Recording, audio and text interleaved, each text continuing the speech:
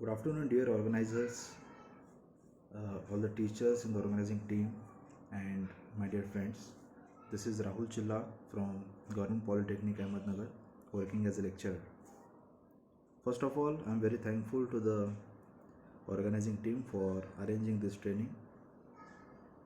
It was really well organized, it was really well delivered with different medium through WhatsApp and by using various skills and tools which is definitely useful for me while doing teaching further. So I'm summarizing a few points from each day which I learned. I would like to do two parts about learning. First part is the theoretical aspect which I learned about outcome based education. Then there were various puzzles, quizzes, their impact analysis, and learning outcomes of various audios and videos. So we learned lot of things through this experiential learning, which was second part, like puzzles, quizzes, audio, video, and their impact analysis and learning outcomes. And now I'm summarizing about the theoretical part, or I would say the core content of outcome based education. So on day one, I was introduced to the basics of NBA and what it is expecting from us.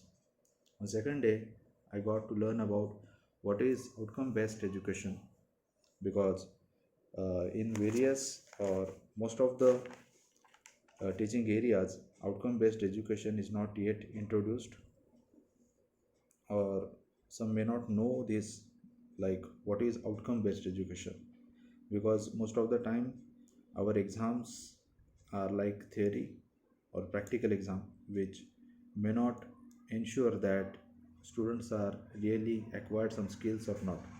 So it was really important for me to know about OBE, and it also emphasized on outcomes should be very specific, measurable, and attainable.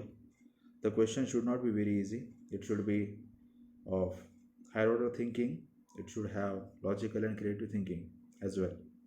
Then I learned about Bloom's taxonomy and its various levels, and it was very important to know for me, because to get to the level of creation, what is expected and how I can guide to students so that they can reach to the level of creation. Then I learned about COPO, PSOs, and POs. Then various instructional methodologies.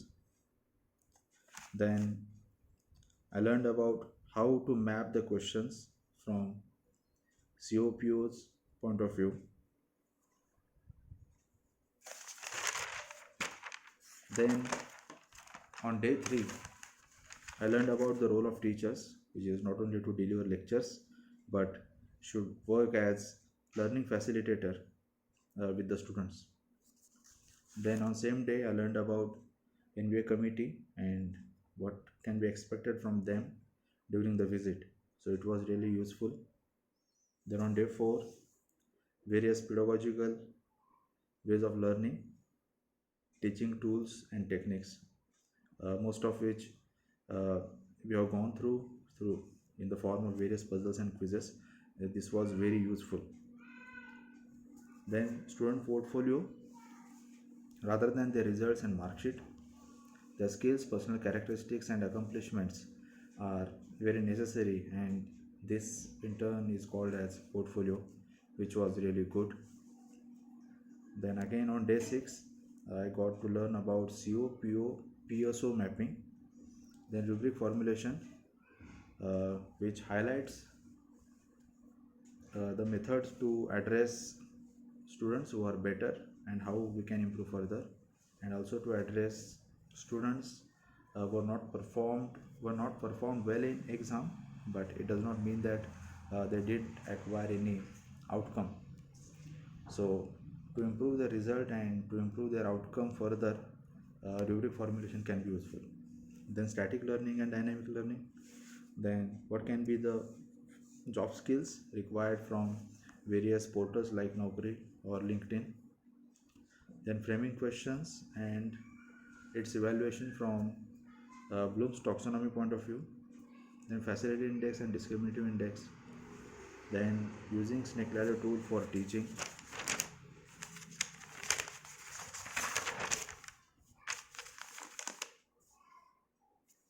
then various case studies in which COPO questions are mapped uh, in context with current syllabus and the questions asked in GATE, and then finding the curriculum gap and then achieving what is really expected from NBA point of view. So it is really useful, and I think this will help us a lot during NBA.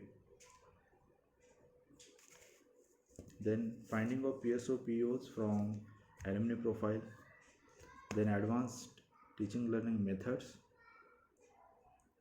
then various attainment methods of POs, and on day 20 we got various GIFs from which we have to derive its respective POs. So these are some basic points which I could summarize. Apart from these, we have learned a lot of things through all other experiential learning. So thanks again. It was really good training from not only personal development but from various methods point of view which we can use during our teaching further. Thank you so much.